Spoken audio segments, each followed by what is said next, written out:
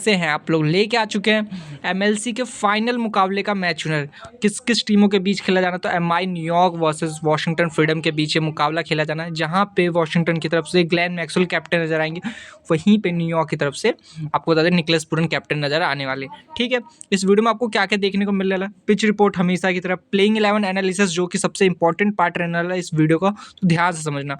Match winner prediction आपको पता ही है कि हमारी जो प्रोडिक्शन होती है ऑल टाइम बेस्ट होती है, और 24 घंटे 48 घंटे पहले आपको किसी मुकाबले का विनर मिलता है, और वही आपको वोट विनर भी देखने को मिलता है। ठीक है, बात करें team venue head to head prediction देखने को मिला, सेशन प्रेडिक्शन जिसको भी करना, जिसको जानना है कि सेशन में कितने रन बनने वाले, 6 ओवर में कितने बनेंगे, 10 ओवर में कितने बनेंगे, कौन सा विकेट कब जाएगा, इन सब के लिए आपको हमारा टेलीग्राम ज्वाइन करना पड़ेगा। जल्दी से जाओ टेलीग्राम ज्वाइन करो, और सब कुछ वहाँ पे आपको A to Z रिपोर्ट मिलेगी। ठीक है, अब बात करें कि दोनों टीमों ने एक दूसरे के अगेंस्ट क्या कर रखा लास्ट 3 मैचेस में। ठीक है, वॉशिंगटन फ्रीडम ने लास्ट 3 मैचेस में 165 का एवरेज से रन बनाते हुए नजर आई है, वहीं पे एमआई न्यूयॉर्क 139 के एवरेज से रन बनाते हुए नजर आई है इस वेन्यू पे। ठीक है, देखिए अब 139 के एवरेज से रन बना रही है, तो यहाँ पे कुछ लोग कहेंगे कि टीम थोड़ा सा बेकार है। देखो भाई, एमआई न्यूयॉर्क भले एवरेज ना थोड़ा सा नीचे का है, बट आपको बता दूं कि इस वेन्यू पे काफ़ी अच्छा परफॉर्म करते हुए नजर आई है एमआई न्यूयॉर्क। ठीक है, एमआई न्यूयॉर्क ने वॉशिंगटन फ्रीडम के अगेंस्ट क्या किया, 129 के एवरेज से रन बनाई है, भाई बहुत बुरा खेल रही है। वॉशिंगटन फ्रीडम ने एमआई न्यूयॉर्क के अगेंस्ट क्या किया, 161 का एवरेज बनाते हुए नजर आई है। ठीक है, लास्ट 5 मैचेस में दोनों टीमों ने 4 मैचेस जीते, 1 मैच हारी। ओवरऑल लास्ट 5 मैचेस की परफॉर्मेंस दोनों की सिमिलर है, मगर हेड टू हेड रिकॉर्ड्स की परफॉर्मेंस देखिए तो वहाँ पर ना आपको बता दूँ कि एमआई न्यूयॉर्क काफ़ी पीछे देखने को मिलने वाली है वॉशिंगटन फ्रीडम के अगेंस्ट। ठीक है, बात करें इस वेन्यू की, इस वेन्यू पे अब तक हुए 42 मैचेस। ठीक है, जिसमें से डिफेंड 21, चेज 21, इक्वल परफॉर्मेंस देखने को मिली। अगर एवरेज स्कोर की बात की जाए वेन्यू के, तो वो 177 का एवरेज स्कोर है। हाईएस्ट स्कोर इस वेन्यू पे सैन फ्रांसिस्को यूनिकॉर्न्स का 246 रन 4 विकेट के नुकसान पे।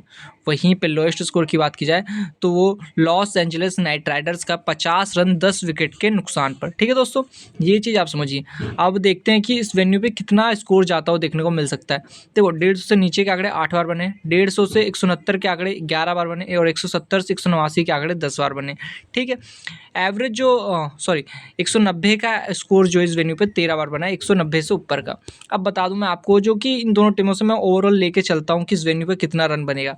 देखिए अभी मैं आपको इन शॉर्ट बता रहा हूँ, आगे बताऊँ किस तरह से प्लेइंग 11 पे डिस्कस करके हम बताएं किस हिसाब से रन बने। ओवरऑल आपको यहाँ पे 170 के अराउंडेड का स्कोर देखने को मिलने वाला है। किस तरह से बनेगा वो आपको आगे समझाया जाएगा। ठीक है, रीसेंट मैचेस समझिए, रीसेंट मैचेस में क्या हुआ है। टेक्सास सुपर किंग्स 166 रन बनाई थी 5 विकेट के नुकसान पे। ठीक है, वहीं एमआई न्यूयॉर्क चेज करने उतरी थी, 172 रन बनाए 3 विकेट के नुकसान पे, और मुकाबले में एमआई न्यूयॉर्क ने 7 विकेटों से अपनी जीत दर्ज की है।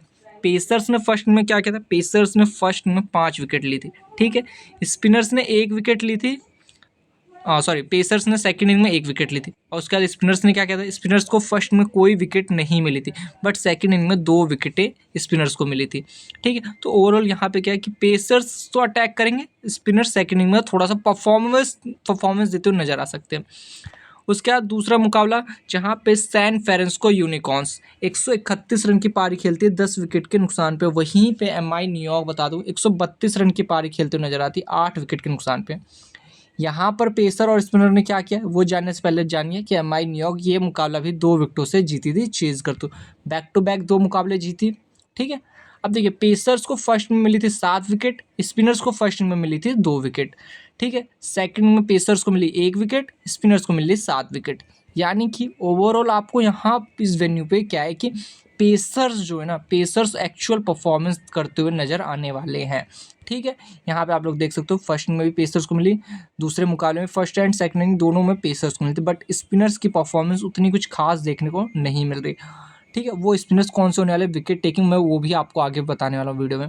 तीसरा मुकाबला टेक्सास सुपर किंग्स बनाती 223 रन, एक विशाल टारगेट 4 विकेट के नुकसान पे। एमआई न्यूयॉर्क 184 रन बनाती 9 विकेट के नुकसान पर, और मुकाबले में 39 रनों से टेक्सास सुपर किंग्स से मुकाबला जीतती है, जहाँ पे पेसर्स को फर्स्ट में 2 विकेट मिलते हैं, सेकंड में 4 विकेट मिलते हैं, स्पिनर्स को फर्स्ट में 2 विकेट, सेकंड में 3 विकेट। ठीक है, ओवरऑल यहाँ पे पेसर्स हमें परफॉर्मेंस देते हुए नजर आए थे। ठीक है, 6 विकेट पेसर्स को मिली थी पूरे, और 5 विकेट स्पिनर्स को मिली थी। ठीक है, बात करें कि ओवरऑल विकेट का सिनेरियो क्या रहा है अब तक के गेम प्ले में। विकेट का सिनेरियो ये रहा है 66% विकेट, मैं कह रहा हूँ कि 66% विकेट पेसर्स के पास है, वहीं पे 34% विकेट स्पिनर्स के पास है, ये याद रखिएगा, ठीक है। हेड टू हेड रिकॉर्ड्स ये कहते हैं अब तक इन दोनों टीमों के बीच 6 मुकाबले हुए, जहां पर वॉशिंगटन फ्रीडम ने 4 बार मुकाबले जीते हैं, एमआई न्यूयॉर्क ने 2 बार जीते हैं। उसके बाद अगर आगे चले तो आपको बता दें जो लास्ट मुकाबला था 7 जुलाई 2024 फ्लोरिडा में, जहां पे एमआई न्यूयॉर्क 112 रन बनाती 8 विकेट के नुकसान पे, वॉशिंगटन फ्रीडम चेज करने उतरते 113 रन 4 विकेट के नुकसान पे, और मुकाबले में 6 विकेटों से वॉशिंगटन फ्रीडम ये मुकाबला जीतती है, पेसर्स को 3, स्पिनर्स को 9। उसके बाद 22 जून 2025 डैलस की पिच, यानी कि जिस वेन्यू पे मुकाबला होने वाला वही venue, MI New York 188 run 4 wicket के नुकसान पे, वॉशिंगटन फ्रीडम 189 रन 8 विकेट के नुकसान पे, और मुकाबले में 2 विकेटों से वॉशिंगटन फ्रीडम जीत दर्ज करती है, 7 विकेट पेसर्स को, 3 विकेट स्पिनर्स को। उसके बाद 17 जुलाई 2024 डैलस की पिच, अगेन वॉशिंगटन फ्रीडम बनाती है 182 रन 5 विकेट के नुकसान पे, ठीक है, और वहीं पे न्यूयॉर्क चेज करने उतरती है 88 रन 10 विकेट के नुकसान पे, और मुकाबले में वॉशिंगटन फ्रीडम 94 रनों से अपनी जीत दर्ज करती है, पेसर्स 8 विकेट, स्पिनर्स 7 विकेट, ठीक है। उसके बाद 7 जुलाई 2024 church street stadium 154 run MI New York 109 wicket के नुकसान पे, वॉशिंगटन फ्रीडम 55 रन बनाती है, 1 विकेट खोती, और 4 रनों से डीएलएस मेथड यूज़ होता है बारिश की वजह से, जहाँ पे ये मुकाबला वॉशिंगटन फ्रीडम 4 रनों से जीत जाती है। बट अगर बॉलिंग की बात की जाए तो बॉलिंग में पेसर्स को 9 विकेट मिलती है, स्पिनर्स को 1 विकेट मिलती है। अब देखिए डैलस की पिच को अगर हम समझें तो डैलस की पिच पे आप देखिए 7 विकेट 3 विकेट, ठीक है, उसके बाद 9 विकेट 1 विकेट, यानी कि डैलस 8 विकेट 7 विकेट। यहाँ पे हमें डैलस की पिच पर ना अच्छी खासी पेस और स्पिन दोनों का अटैक देखने को मिला इन दोनों टीमों के जरिए। बट अगर बात करूँ कि सबसे ज़्यादा परफॉर्मेंस किसने दी तो वो है एमआई न्यूयॉर्क बॉलर्स, ठीक है। एमआई न्यूयॉर्क के जो बॉलर्स हैं उन्होंने काफ़ी अच्छी परफॉर्मेंस दी है इस वेन्यू पे, अब ये याद रखिएगा आप। उसके बाद अगर हम यहाँ पे देखो किसके पेस और स्पिन की बात करी है तो यहाँ बता दो स्पिनर्स ना थोड़े जो परफॉर्मेंस वो एमआई न्यूयॉर्क के रहने वाले। अब इस बात करिए तो आइए प्लेइंग 11 की तरफ चलते हैं। देखिए एमआई न्यूयॉर्क की तरफ से Quinton de Kock wicket keeper, Monank Patel, Nicholas Pooran, Michael Bracewell, Kieron Pollard, Tajinder Singh, Heath Richards, Tristan Luis, Trent Boult, Nosthush Kenjige, और यहाँ पे आपको मिलने रुशेल उग्रकार। देखिए अब यहाँ पे आपको बता दें कि देखिए यहाँ पे समझने से पहले आप आइए वॉशिंगटन फ्रीडम की प्लेइंग 11 पे Michael Lon, Rachin Ravindra, Andries Gous, Mark Chapman, Glenn Maxwell, Jack Edward, Glenn Maxwell, Mukhtar Ahmed, ऑविस स्पेनर, सरूर नत्रवलकर, ठीक है। अब देखिए यहाँ पे अगर हम डेप्थ की बात करते हैं सबसे पहले, क्योंकि देखिए किसी भी टीम में सबसे इंपॉर्टेंट होता है डेप्थ है या नहीं ये चेक करना होता है। ठीक है, अगर हम यहाँ पे डेप्थ की तरफ जाएँ तो आप यहाँ पे देख सकते हो, मैंने इन शॉर्ट में बना रखा है, तो यहाँ पे आप लोग आप लोग देख सकते हो कि डेप्थ कौन सी टीम के पास कितनी है। अगर आप यहाँ पे जाए तो देखो यहाँ पे आप देख सकते हो कि एमआई न्यूयॉर्क के पास ना अच्छी खासी डेप्थ बल्लेबाजी है। अगर हम जाए Michael Bracewell, Kieron Pollard, Tajinder Singh से हम कह सकते हैं, और फिर वहाँ पे हैथर रिचर्ड्स देखने को मिलने वाले, ठीक है। यहाँ तक हमें बल्लेबाजी देखने को मिल रही है। उसके बाद हम वॉशिंगटन फ्रीडम की तरफ जाएँ तो वॉशिंगटन फ्रीडम कहीं ना कहीं एक अच्छी टीम देखने को मिल रही है, बट यहाँ पे आप लोग को ना हिटिंग उतना नहीं देखने को मिलेगा। जैक एडवर्ड ऊपर आते हैं और अभी तक इनके बल्ले से उतनी कुछ बड़ी परफॉर्मेंस देखने को नहीं मिली है।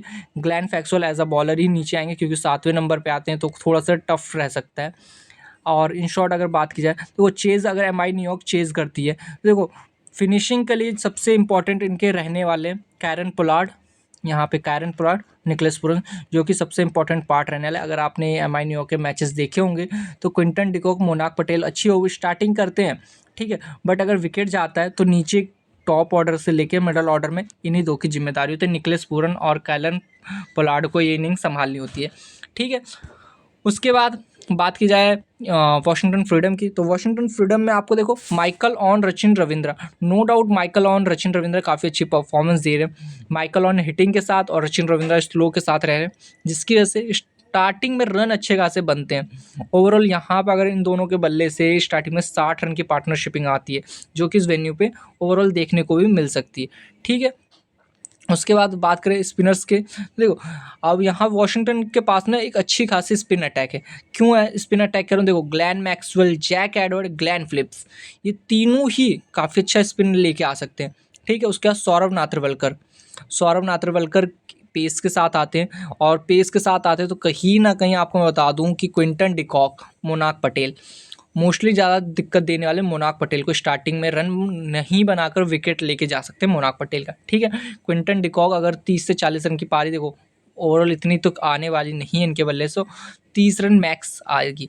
ठीक है, तो एक अच्छी खासी इनिंग मैं कहूँगा बन सकती है। इनके पावर प्ले में कम से कम 40 से 45 रन बनते हुए नजर आ सकते हैं। बट वहीं पर अगर मैं बात करूँ वॉशिंगटन फ्रीडम की, तो Washington freedom Michael on, Sachin Ravindra, performance अच्छी है, हिटिंग प्लेयर है और नॉन हिटिंग प्लेयर भी है। ठीक है, जिसकी वजह से स्टार्टिंग रन बनेंगे। उसके बाद तीसरे नंबर पर एंड्रयू घोष, जो कि एक अच्छी खासी पावर हिटिंग करते हुए नजर आएंगे। ठीक है, मार्क चापमैन फिर वही सेम चीज, स्लो थोड़ा खेलेंगे, Glenn Maxwell hitting, Jack Edward slow, Glenn Phillips hitting. ठीक है, तो एक अच्छा खासा कॉम्बिनेशन इन्होंने बना रखा वॉशिंगटन फ्रीडम ने। इसलिए मैं देखो बात कर रहा हूँ तो आपको बता दूं कि यहाँ पे मैं वॉशिंगटन फ्रीडम के साथ रहने वाला हूँ। और स्पिन की बात करूँ तो स्पिन अटैक तो मैंने आपको बता ही दिया कि स्पिन अटैक वॉशिंगटन फ्रीडम का काफ़ी खतरनाक देखने को मिलेगा। सचिन रविंद्रा से आप एक आधा ओवर करवा सकते हो, वरना Glenn Maxwell, Jack Edward, Glenn Phillips देखने को मिलने वाले। वहीं पे अगर बात की जाए कि एम आई न्यूयॉर्क के पास क्या है, एम आई न्यूयॉर्क के पास ट्रिस्टन लुइस, और फिर यहाँ पे आपको बता दें कि और कोई बड़ा स्पिनर नाम देखने को नहीं मिल रहा है जो इनके लिए विकेट निकाल के दे, सीधी बात। ठीक है, तो कहीं ना कहीं यहाँ पर एम आई न्यूयॉर्क पीछे रहने वाले स्पिन अटैक में। उसके बाद पेस बॉलिंग की बात की जाए, पेस बॉलिंग में देखिए आप यहाँ पे जा सकते हो रशुल उग्रकार, नस्तुन केंजी, और उसके बाद ट्रेंट बोल्ट जो कि सबसे बड़ा नाम रहने वाले, और जो कि वॉशिंगटन फ्रीडम के अगेंस्ट अच्छा भी करते। तो ये तो स्पिन पेस अटैक में आप काफ़ी अच्छा अटैक लेके आ रखे हैं। बट वहीं पे अगर बात की जाए आपको बता दें वॉशिंगटन फ्रीडम की, तो वॉशिंगटन फ्रीडम के पास सौरव नात्रवलकर, ओवास स्पाइनर और मुख्तार अहमद देखने को मिलने वाले हैं। ठीक है, और बात की जाए फाइनल मैच विनर की, फाइनल मैच विनर देखो हमारा वॉशिंगटन फ्रीडम रहने वाला है। अगर कोई चेंजेस होता है, वैसे कोई चेंजेस किया नहीं जाएगा, फिर भी अगर होता है तो टेलीग्राम पे आपको मैच विनर में पता लग जाएगा। तो जल्दी जाओ टेलीग्राम के लिंक डिस्क्रिप्शन पड़ी, वहाँ से ज्वाइन करो। धन्यवाद।